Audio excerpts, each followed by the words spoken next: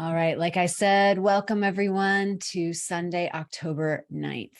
Today is a full moon. It's direct today. So wherever you are, if you're listening to this on October 9th or 10th, if you're in down under, this is our full moon transmission. And usually these go for a few days afterwards. You're going to feel this frequency. And after a full moon, there is a particular geometry that is this kind of fork in the road. Like we really see what happened and we get to make choices. So this is our seeing what happened moment.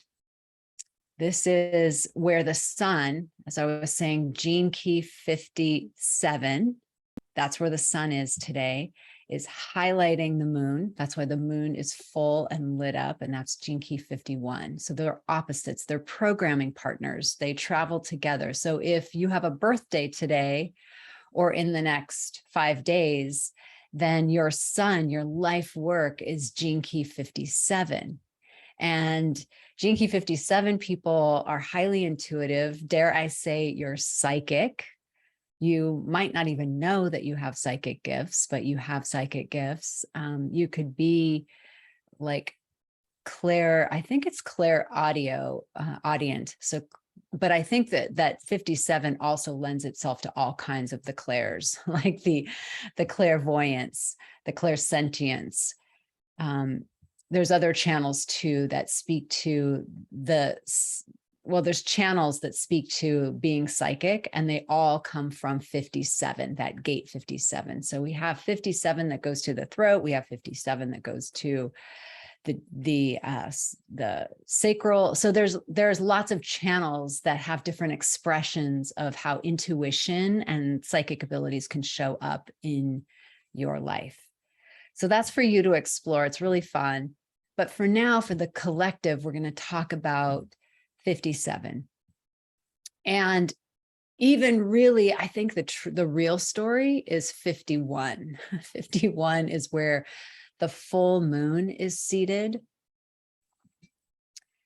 or it's highlighting, let's say, and they're programming partners, so they go together. The shadow frequency of 57 is unease. And remember, we're ending the ring of matter. We've been in the way that humanity has incarnated into form is this ring of matter.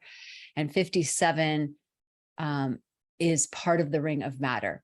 It's part of our incarnation. It's, as Richard Rudd said it, I think it's really beautiful. It's the fact that we were here before we were here. We were here in our subtle bodies before we were here in our 3D bodies. Isn't that really cool to contemplate? And then 51 brings us into the ring of humanity. And that gives me chills, because 51 is so deep. If you have that in your chart highlighted, it's really shock. It's the experience. The shadow frequency is this experience of agitation, but it's not that agitation because of something that happened. It's the underlying unease, agitation that comes from when you don't know when the other shoe is going to drop. That's what this is highlighting. So we're going to talk a little bit about that other shoe today. Claudia's here. Oh, my goddess. Maria says she has 57 on the evolution.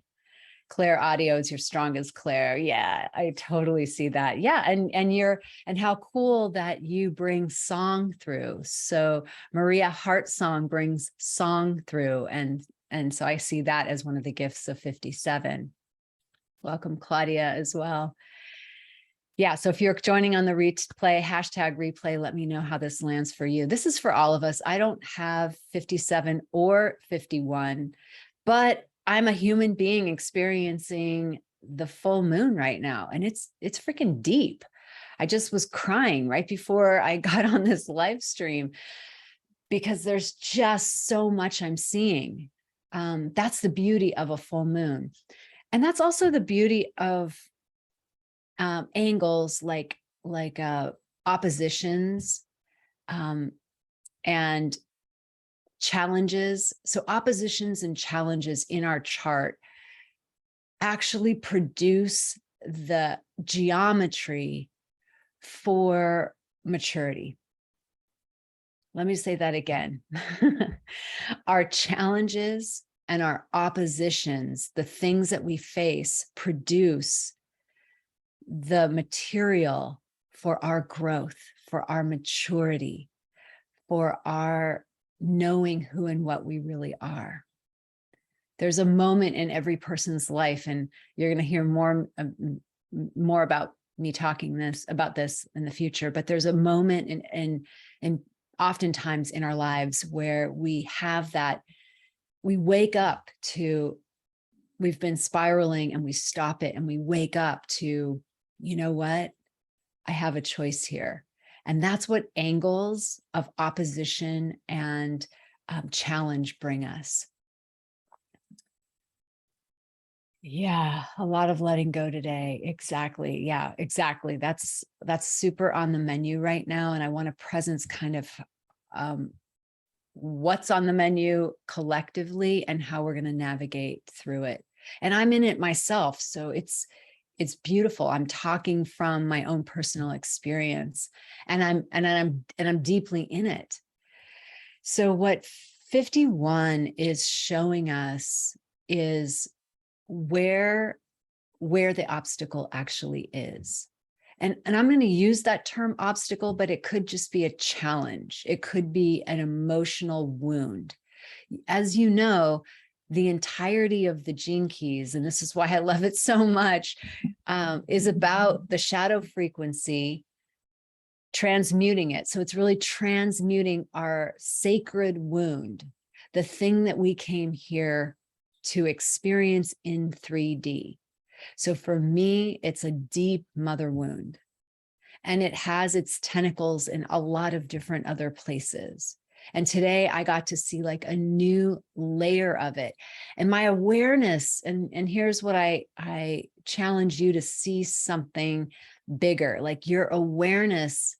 My awareness is that this is a thing from lifetimes. It's not, there's no blame about the two characters that are playing this out in this lifetime. It is just what's served on a karmic level, that these souls, my soul, my mother's soul, have been playing out for lifetimes in different ways and in different characters. And in this moment, the sun is highlighting the agitation, this fear that's come up, and the fear of that, it's a fear of deep loss, really.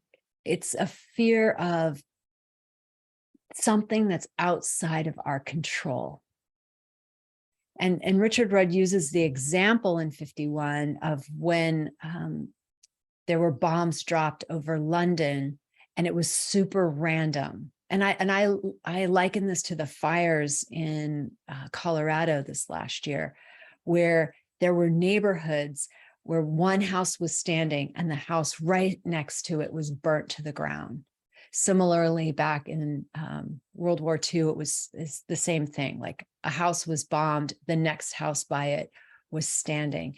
What that does to the nervous system of the individual and, let's say, the collective, is it reinforces a deep fear that we are not in control and that we can be taken out at any moment.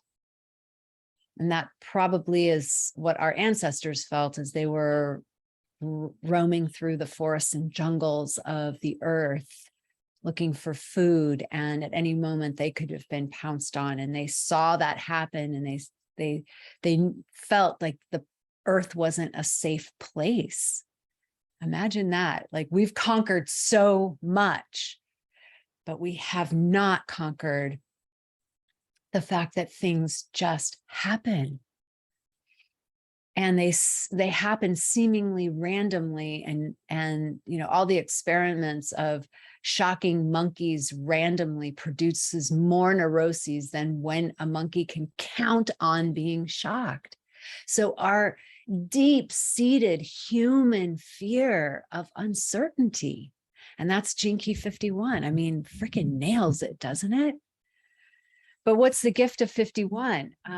And then, I mean, let's not leave that out. The gift of 51 is initiative, and the city is awakening. So what gets us into action, and this is really the reason why the challenging geometry in our charts, either natally or in transits, things like the full moon and maybe where it hits you particularly, is that we take initiative. We actually, at some point, I think, when on the path to awakening, we realize that the only thing we have control over is how we will perceive it, how we will take it, what we will do with it. In other words, that's the paint that you have to paint on the canvas. Like, those are the colors you have to paint on the canvas. So your colors can be all dark and dreary, or your colors can have light, can have shoots of green coming through the dirt, the fertile void, because your colors are your choice.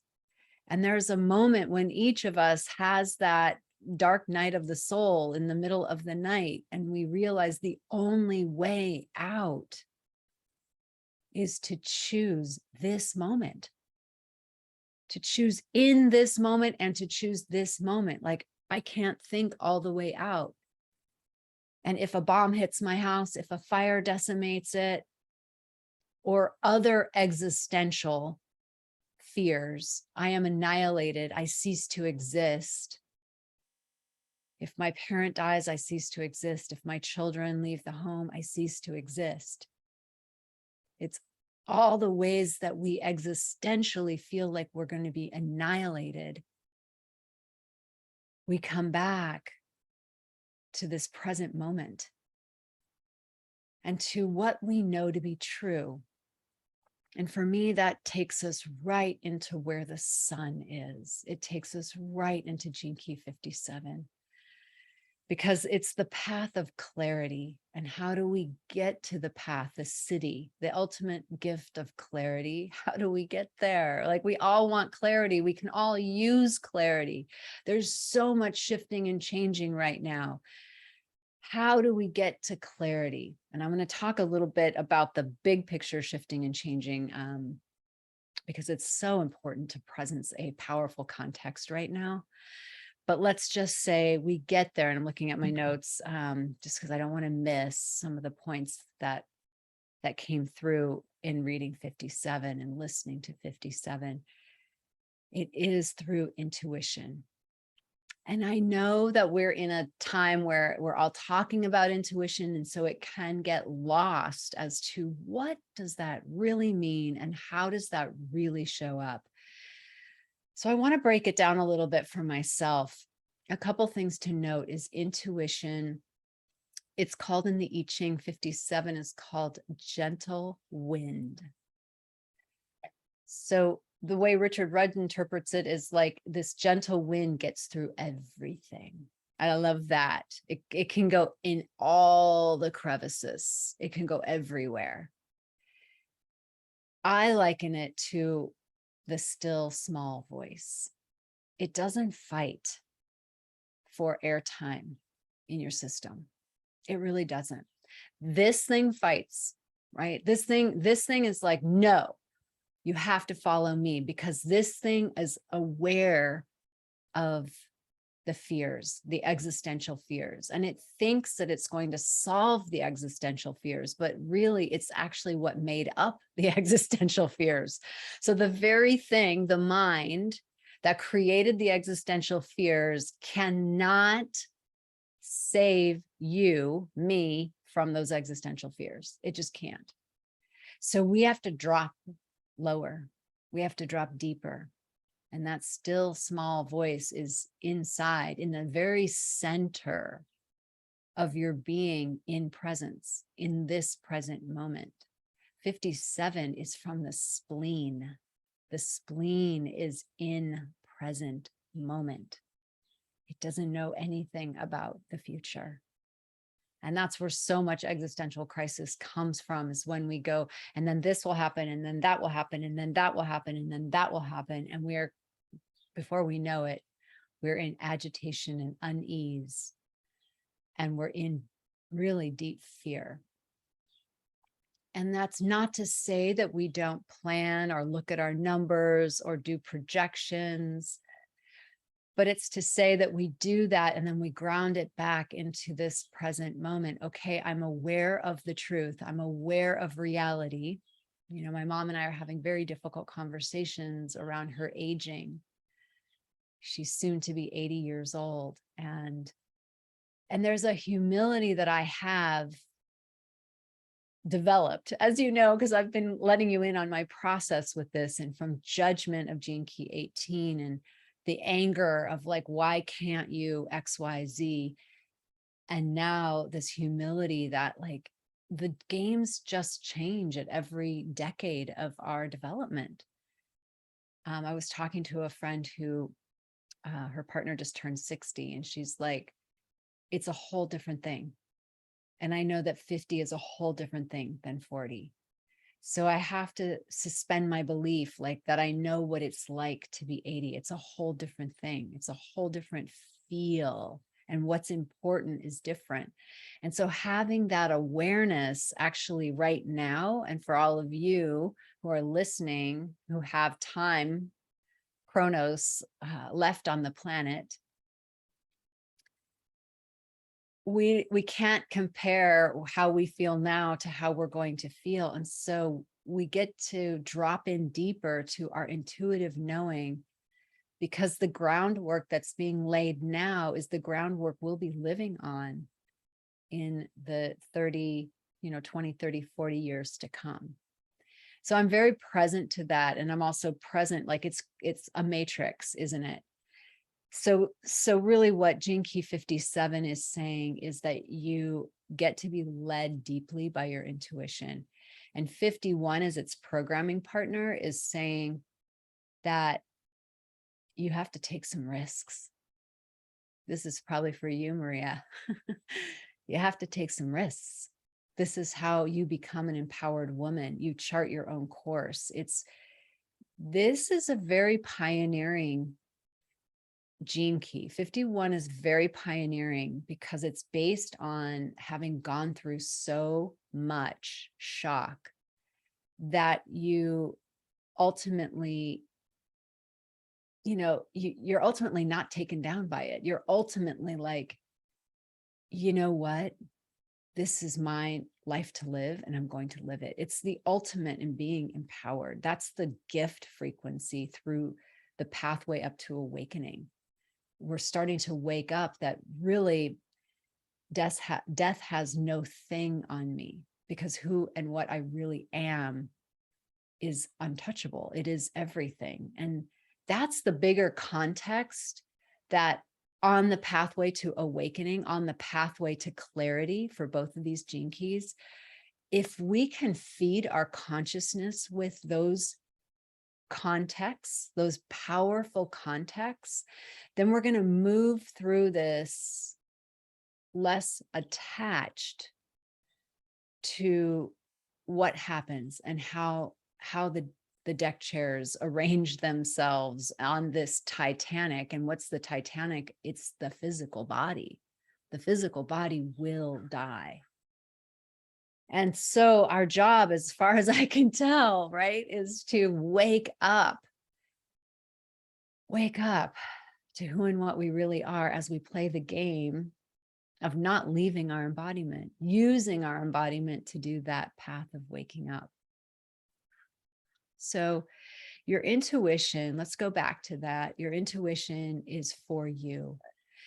And this is really something that we'll come deeper into as Saturn moves into Pisces and we spiritually mature. We're going to learn that your intuition is not for other people. What I find most helpful, and this will support when we think we do have an intuition for someone else, it can be as a reflection, it can be a witness, it can be an acknowledgement.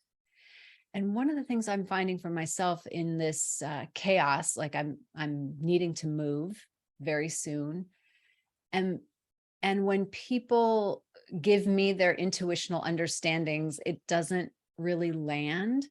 But when people ask me questions, for me to hear my own intuition, that is golden. So that's what we can do to support other people if we really want to use this gift in support. Also reflecting, like I can be talking and then people hearing what I'm saying underneath the shadow frequency of unease or agitation. They can actually hear a deeper longing in me, and then they highlight and reflect that deeper longing. That's the part that is very helpful for me. So I want to just encourage you, if you feel like intuition is part of your jam, that's how we can do it with other people. For ourselves, intuition is going to be our roadmap. It's going to be the thing that is, it's the lantern that lights our way through the dark portal of the unknown. And that's where we are. So that'll be a pause for a moment to talk about. I want to bring in Pam Gregory. I love to listen to her downloads, and really all of her downloads these days are about the collective.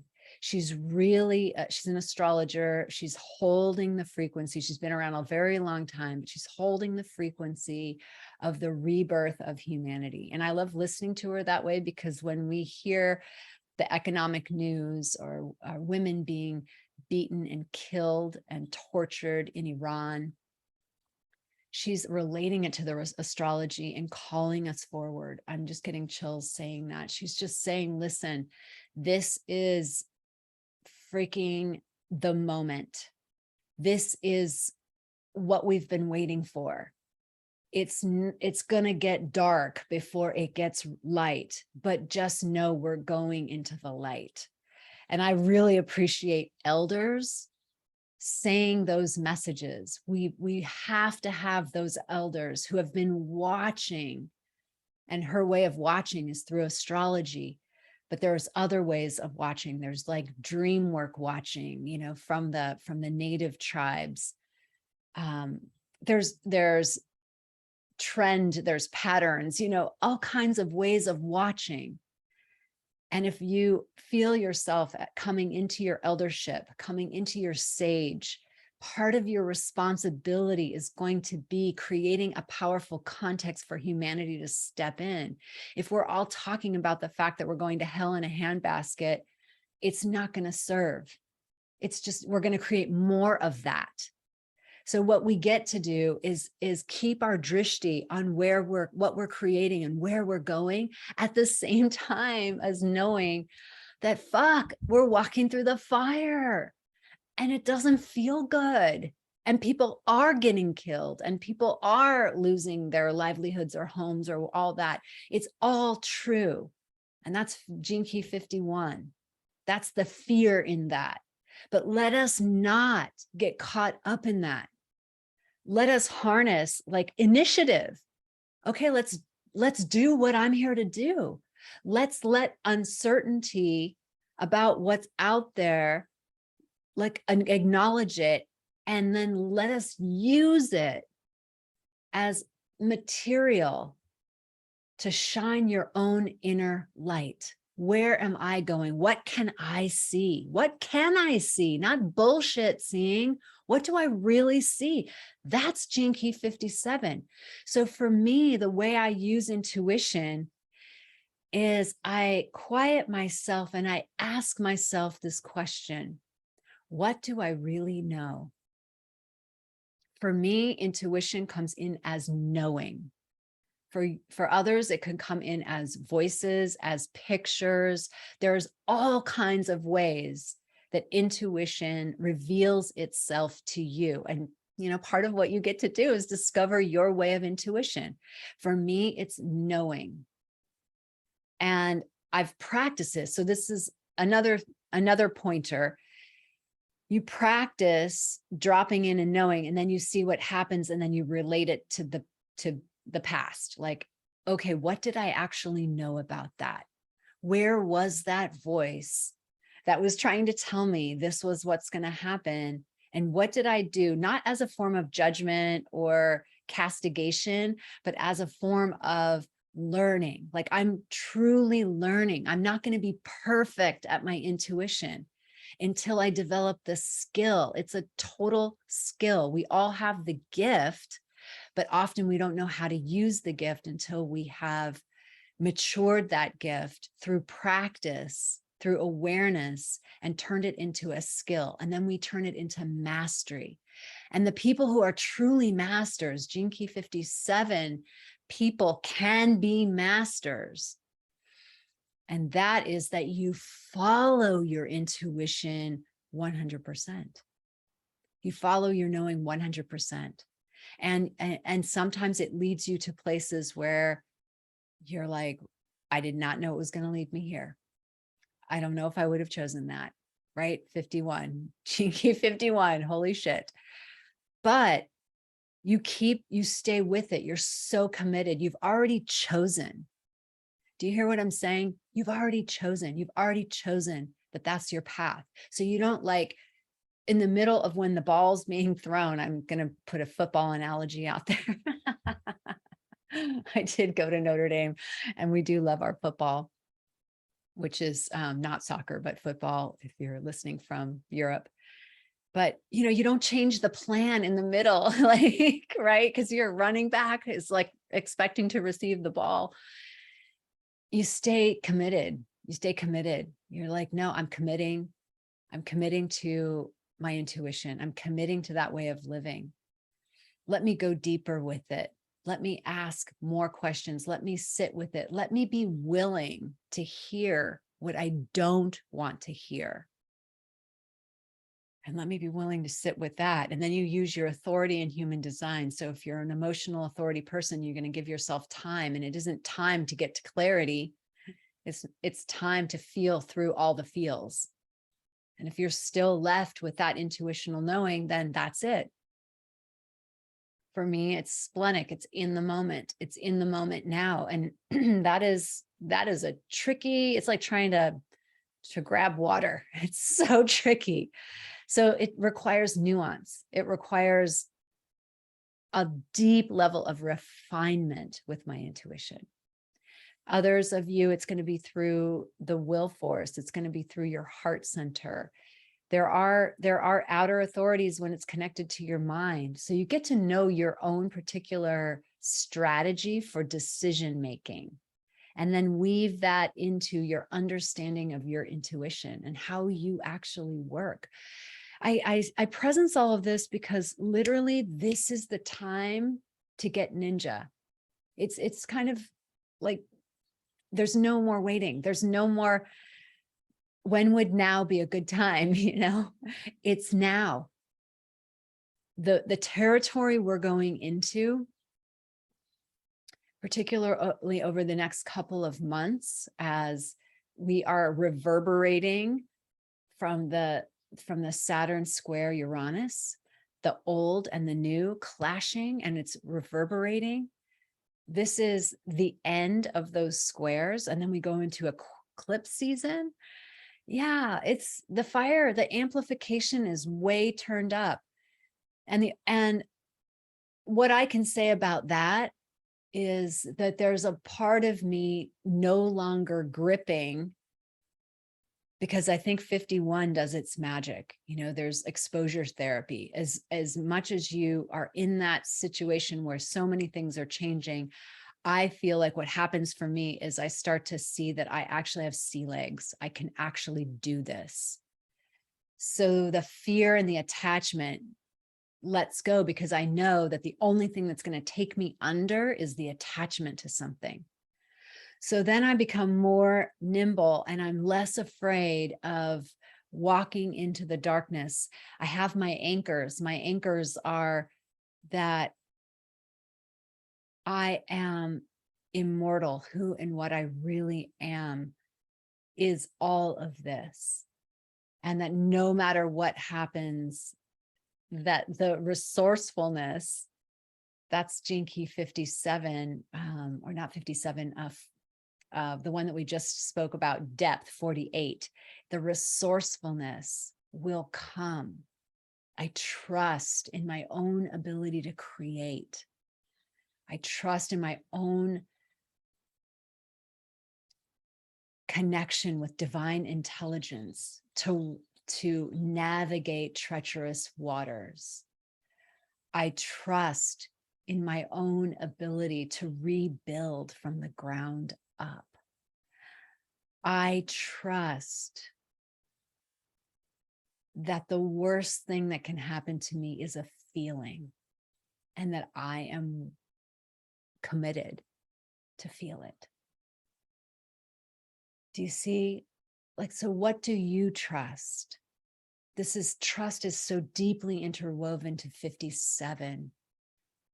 It brings it up for us. What are you willing to trust about yourself and about life and about divinity that could carry you through upheaval, uncertainty, unease, fear, existential angst? And when you know that, you've got your lantern.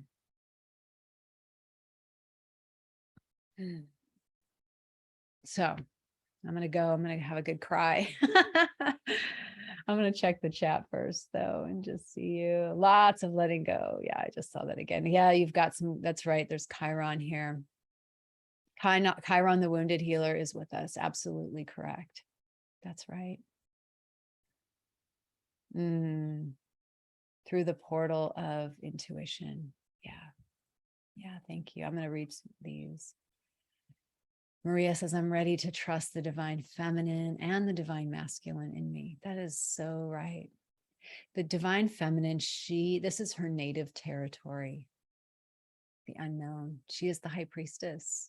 So I am actually coming to you from the energetics of the high priestess. Yes. And we're not alone. We have the masculine tools at our disposal. Thank you for presencing that. I love how deeply connected you are to the divine feminine, Maria. Claudia too. Florencia is here. Yeah, sisters, these are powerful, powerful times, and commensurate to the level of chaos and challenge and obstacles is also the opportunity to totally ascend, to transform, to alchemize, to rebirth, to create the very thing that seems impossible right now. That is truly in the orbit of where we are right now. So let us collectively not forget, and may these live streams be in service to me, to you, to us, not forgetting that we truly have the power, and we have the power in our seeing. The women of Iran are inspiring me. They are willing to risk death. They are willing to take back their power instead of giving it away to fear and violence. So I encourage all of you today, if you can, name the names of the women, post their pictures. Let us acknowledge them for doing what we don't even have to do in the West. Claire, you're here. Knowing is so important. Oh, thank you. Thank you. I'm so grateful that you're here listening, because I feel like I would have probably just cried, found my way through, but cried. And so getting this chance to speak to you is healing for me too. It's just deep right now, and it's beautiful in its depth and in its imperfection and in its, and it's just difficulty. It's beautiful in that too. So thank you for witnessing. Thank you for being here. I love you guys so much. And let's dedicate this before I tune out. Let's just rub our hands together. Just put our thumbs at the level of our third eye. Let's gather all this beautiful alchemical energy as we place it on the altar of love. And we light a transmutational fire underneath it. And we let all the impurities burn away. And through that, we see gold, shimmering, strong, beautiful gold. And with that gold, we dedicate it to the merits. We dedicate it to the women in Iran, to the women all over the world that we don't even know about, who are fighting the good fight on behalf of Mother Earth, on behalf of dignity, on behalf of their bodies, on behalf of children, on behalf of animals, on behalf of the air and the water and the soil. Our hearts are with you. We love you. And we dedicate our energy that we've created here. May all beings benefit from the merits of our efforts. And take a little bow into the space. Namaste. Ah, yeah. Beautiful. All right. Until next week, sending you lots and lots of love.